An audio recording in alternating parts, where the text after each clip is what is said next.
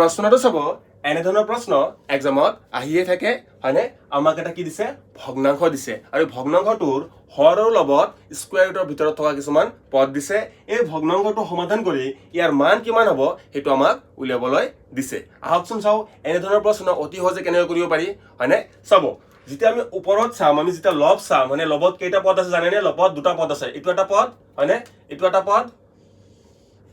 ওপৰত কেইটা পদ আছে দুটা পদ আছে ঠিক আছে আৰু তলত কেইটা পদ আছে এটো এটা পদ আৰু এটো এটা পদ স্যাৰ কব যে স্যাৰ পদ কেনেকৈ চিনি পালে ওপৰত দুটা পদ আছে কেনেকৈ কলে চাব যেতিয়া বস্তুবোৰ পূৰণ হৈ থাকিব হেবোৰ কিন্তু এটা পদ মানে এই দুটা কি আছে পূৰণ আছে মানে কি দুটা এটা পদত আছে হয়নে এইখিনি পূৰণ আছে এটা পদত আছে যেতিয়া প্লাস বা মাইনাস আহিব প্লাস বা মাইনাস গুৰে কি কৰে আমাৰ পদবোৰ ডিফাৰেন্ট কৰি দিয়ে মানে এটো এটা কি হৈ গল বেলেগ পদ হৈ গল কিয় কাৰণ এই দুটাৰ মাজত কি আছে প্লাস এটো বেলেগ পদ হৈ গল ঠিক তেনেদৰে এই দুটাৰ মাজত প্লাস আছে এটো বেলেগ পদ এটো বেলেগ পদ এটো দুটাৰ মাজত প্লাস আছে এটো বেলেগ পদ মানে ওপৰত কেইটা পদ আছে ওপৰত আমাৰ দুটা পদ আছে আৰু তলত তিনিটা পদ আছে বুলি আমি গম পালো ঠিক আছে এইখিনি জানিব লাগিব এইখিনি জানাৰ পিছত আমি পৰৱৰ্তী ষ্টেপত যাম এতিয়া সব পৰৱৰ্তী ষ্টেপত কি আছে আমাৰ নেক্সট ষ্টেপত কি আছে চাব লাগিব ওপৰত চাওক ওপৰত এইখিনি এটা √3 এইখিনি এটা √3 ঠিক আছে তলত এইখিনি এটা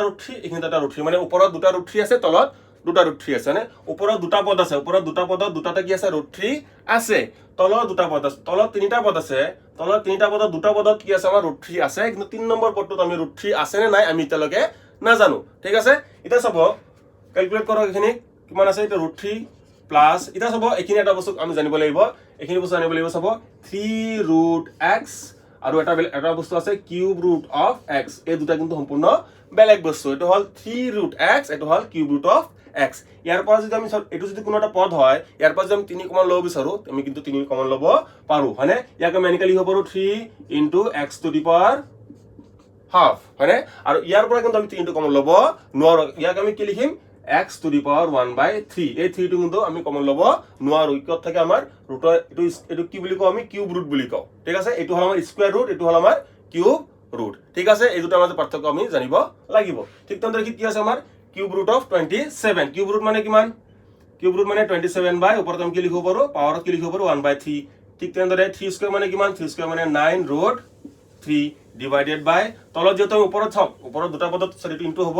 মানে ওপৰত দুটা পদত দুটাতে আমাৰ কি আছে ওপৰত দুটা পদত দুটাতে কি আছে আমাৰ কিউব ৰুট অফ 3 সৰি স্কয়াৰ ৰুট অফ 3 আছে হয়নে তলতো আমি স্কয়াৰ ৰুট অফ 3 বনাবলৈ চেষ্টা কৰিব লাগিব এটো তো আমাৰ আছে স্কয়াৰ ৰুট অফ 3 হয়নে প্লাস এটো তো কি আছে আমাৰ স্কয়াৰ ৰুট অফ 3 আছে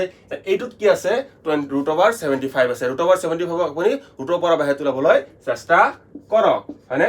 পাছৰে কৰক কিমান হ'ব 15 আকৌ পাছৰে কৰক কিমান হ'ব 3 হয়নে ইয়াৰ পৰা আমি কি হ'ব 5 স্কয়াৰ পালো 5 স্কয়াৰ টো কি হ'ব ৰুটৰ পৰা বাহিৰ তুলাই আহিব উলাই কেনে কি হ'ব আমাৰ 5√3 হয়নে এটা চাব তলৰ গুটেইটা কি হৈ গল √3 হৈ গল ওপৰৰ গুটেইটা কি হৈ গল দুটা পদত দুটাতে √3 তলৰ তিনটা পদত তিনটাতে কি আছে √3 আছে গুটেইটাৰ পৰা কি লওক আপুনি √3 কমন লৈ লওক √3 কমন লৈ লওক এটা চাব 27 হোল কিউব কেনেকৈ কৰিব পাৰি চাব 27 টু দি পাৱাৰ 1/3 27 মানে কি 3 কিউব হয়নে ওপৰত যদি মই 1/3 দিও এটো 3 কেনসেল মানে কিমান থাকিব আমাৰ অকল 3 থাকিব মানে 27 টু দি পাৱাৰ 1/3 মানে কিমান আমাৰ 27 টু দি পাৱাৰ 1/3 মানে কিমান হয় আমাৰ অকল এন্তৰ 3 হ'ব মানে প্লাস ইয়াৰ পৰা কি কমন আহিব আমাৰ 9 আহিব ঠিক আছে ঠিক তেনেদৰে তলৰ পৰা আমি কি কমন ল'ব পাৰো √3 কমন ল'ব পাৰো তলৰ পৰা √3 কমন লওক √3 কমন ল'লে কিমান হ'ব 3 প্লাস 4 প্লাস 5 ঠিক আছে √3 কেনসেল ওপৰত যোগ কৰিলে কিমান হ'ব 12 তলত যোগ কৰিলে কিমান হ'ব 12 মানে কেনসেল কৰি কিমান পালো আমাৰ উত্তৰটো পালো অপচন বি আৰু উত্তৰটো হল অপচন বি 1 ঠিক আছে ঠিক একেদৰে এই প্ৰশ্নটো চাব এই প্ৰশ্নটোত আমাৰ কি আছে ওপৰত √5 আছে ইয়াতো √5 আছে তলতো √5 আছে মানে কি কৰিব লাগিব আমি গোটেইটা √5 লৈ কনভাৰ্ট কৰিবলৈ চেষ্টা কৰিব লাগিব হয়নে ওপৰটো কি হল √5 প্লাস এখিনি কিমান হ'ব আমাৰ চাব 125 টু দি পাৱাৰ কি 125 চাব 125 মানে কিমান 5 কিউব হয়নে 5 কিউব এটো ওপৰত গৈ কিমান হ'ব 1/3 মানে কাটা দি কিমান থাকিব 5 মানে এখিনি কিমান আমি ইনটু 5 প্লাস এখিনি কিমান হল 16√5 হয়নে ঠিক তেনেদৰে তলত কৰক কিমান হল 9√5 প্লাস 80 যদি ভাঙি দিয়া চাব 80 ভাঙি দিলে কিমান হ'ব চাব 80 ভাঙি দিয়ক আমি সকলোৱে জানো 80 ভাঙিবলৈ পাছৰে কাটক কিমান হ'ব 16 বাৰ হয়নে 16 মানে কিমান 4 * 4 মানে 4 টো কি হ'ব আমাৰ ৰুটৰ পৰা বাহিৰ তুলাই আহিব হয়নে কিমান হ'ব ৰুটৰ পৰা 5 টো থাকি যাব কেৱল 4√5 প্লাস একি কিমান আছে 8√5 হয়নে ওপৰৰ দুটা পদতে আমাৰ কি কমন আহিব √5 কমন আহিব ওপৰৰ দুটা পদৰ পৰা √5 কমন লৈ লওক কিমান থাকে কি 5 প্লাস 16 ঠিক তেনেদৰে তলৰ গুটেইটা পৰা √5 কমন লৈ লওক কিমান হ'ব √5 কমন লৈ কিমান থাকিব কিনে 9 প্লাস 4 প্লাস 8 হয়নে √5 কি হ'ল কেনসেল হ'ল এই দুটা যোগ কৰি কিমান পালো এই দুটা যোগ কৰি আমি গলি 21 ঠিক তেনেদৰে এইখিনি যোগ কৰি কিমান হ'ব এইখিনি গোটেইখিনি যোগ কৰা গোটেইখিনি যোগ কৰি কিমান হ'ব 21 কাটাকাটি কৰি কিমান পালো আমি 1 মানে ঠিক তেনেদৰে এইটোতো আমাৰ উত্তৰ কিমান পালো আমি এইটো কোৱেশ্চনটো আমাৰ উত্তৰ কিমান পালো 1 পালো ঠিক আছে এতিয়া মই আপোনালোকৰ লগত কোৱেশ্চন ৰাখিছো এই কোৱেশ্চনটো আপোনালোকে সলভ কৰিব এই কোৱেশ্চনটো সলভ কৰি ইয়াৰ মান কিমান হয় এটো আপুনি কমেন্ট কৰি জনাব প্ৰশ্নটোত চাব কি কৈছে 36 আৰু 60 ৰ আটাইতকৈ সৰু সাধাৰণ গুণিতক মানে কি কৰিব দিছে আমাক হৰণ কৰিব দিছে কি দিছে চাব হৰণ সিম্বল দিছে হৰণ 18 আৰু 45 ৰ আটাইতকৈ ডাঙৰ কি কৈছে আমাৰ উৎপাদকৰ লগত কি কৰিব দিছে হৰণ কৰিব দিছে হয়নে আমাৰ 36 আৰু 60 ৰ আটাইতকৈ ডাঙৰ সাধাৰণ গুণিতক আৰু 18 আৰু 45 ৰ আটাইতকৈ ডাঙৰ উৎপাদকৰ লগত কি কৰিব দিছে আমাক ডিভাইড কৰিব দিছে ঠিক আছে এটা চাব আটাইতকৈ সৰু সাধাৰণ গুণিতক আৰু আটাইতকৈ ডাঙৰ উৎপাদক মানে কি হেতু আমি আগত জানিব লাগিব এইখিনি বস্তু যদি ভালকে জানি যাও আমাৰ উত্তৰটো হৈ গল এটা কি কৈছে চাব যেটা কব যে আটাইতকৈ ডাঙৰ আটাইতকৈ সৰু সাধাৰণ গুণিতক মানে কি জানেনে আটাইতকৈ সৰু সাধাৰণ গুণিতকটোক আমি কও লিষ্ট কমন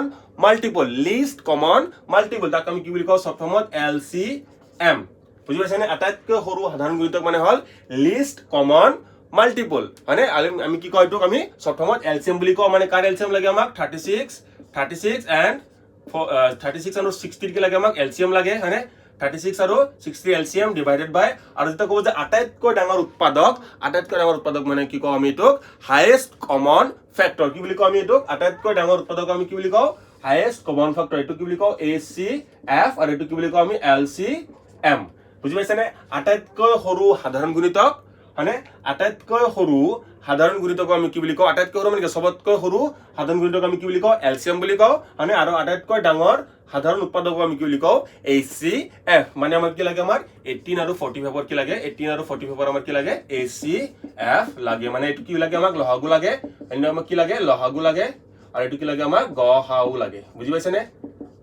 এইখিনি আমাক কি লাগে লহাগু মানে 36 আৰু 60 লহাগু আৰু 18 আৰু 45 কি লাগে গহাউ লাগে আৰু দুটাৰ মাজত কি কৰিব দিছে আমাক দুটাৰ মাজত হৰণটো কিমান হ'ব হৰণ কৰিলে কিমান হ'ব এটা আমাক ওলাবলৈ দিছে অতি সহজে কৰিব পাৰি জাস্ট কোৱেশ্চনটো আমি আপুনি ভালকে পঢ়িব জানিব লাগিব কৰি দিয়ক 36 আৰু 60 আমি লহাগু লাম 36 আৰু 60 মানে কাটি দিয়ক ডাঙৰে কাটিলে কোনো প্ৰবলেম নাই এখিনি 6 কাটক 10 কাটক মানে 2 কাটক কিমান হল 3 এই কিমান হল আমাৰ 5 আৰু না যায় ঠিক আছে শৰ্ট কৰিব কাৰণে ডাঙৰে কাটি দিয়ক কাৰণ এখিনি আমাৰ মৌলিক উৎপাদীকৰণ কৰিব নালাগে পূৰণ কৰি দিয়ক কিমান হ'ব 6 2 12 হয়নে 12 3 গুণ ঠিক আছে ইজি কৰক 2 5 গুণ 10 হয়নে ইজি কৰক পূৰণ কৰাটো ইজি কৰিব সদায় 10 বনাবলৈ চেষ্টা কৰিব যেতিয়া 10 বনাব চেষ্টা কৰিব পূৰণ কৰাটো ইজি হ'ব 2 5 গুণ 10 10 3 গুণ 30 30 6 গুণ 180 হয়নে 30 6 গুণ 180 সকলে জানো 30 ঘৰ ডিভাইডেড বাই আমাৰ 18 আৰু 45 কি লাগে আমাৰ কি লাগে আমাৰ ACF লাগে বা গহাউ লাগে হয়নে 18 আৰু 45 দুটা কেৰে যায় দুটা আটাতকৈ আমাক কেৰে যায় 9 ৰে যায় আপুনি যদি না যায় কৰি চাব হয়নে 3D কৰিছো ঠিক আছে 3D কৰিছো হয়নে আৰু 3D যাব হয়নে আৰু যাব জানো আৰু দুটা চাব যেতিয়া আমি HCF কৰো দুটা যাব লাগে কিন্তু মনত ৰাখিব গহাউ ওলাবলৈ দুটা যাব লাগিব হয়নে ইয়াত কেৱল বেছি না যায় মানে আমি কেৱল এই দুটা পূৰণ কৰিম গহাউৰ ক্ষেত্ৰত কিন্তু আমি এখিনি পূৰণ নকৰো হয়নে তো গহাউ কিমান হল আমাৰ 3 3 গুণ 9 হয়নে কাটাকাটি কৰিলে কিমান হল কাটাকাটি কৰিলে হল আমাৰ 20 মানে আমাৰ শুদ্ধটো কোনটো হল আমাৰ শুদ্ধটো হল অপচন সি 20 হয়নে আমাৰ 36 আৰু 60 ৰ লহাগু আৰু 18 আৰু 45 ৰ গহাউৰ মাজত যদি ডিভাইড কৰো আমি কিমান পাম আমি উত্তৰটো পাম 20 ঠিক একেদৰে আপুনি চাব আমি যেটো গাও 48 হয়নে 48 আৰু 80 ৰ আমি কি ওলাইছো LCM ডিভাইডেড বাই আৰু কি কৈছো আমি 60 হয়নে 60 আৰু 78 ৰ 60 আৰু 78 ৰ আমি HCF কিমান হ'ব এটোৰ মাজত ডিভাইড কৰিলে কিমান হ'ব এটা আমি কৰিম ঠিক আছে চাব 48 আৰু 80 দুটা কেৰে যায় ডাঙৰ সংখ্যাৰে কৰক কিন্তু আমি প্ৰাইম ফেক্টৰাইজ কৰিব নালাগে হয়নে 2 ৰে কৰক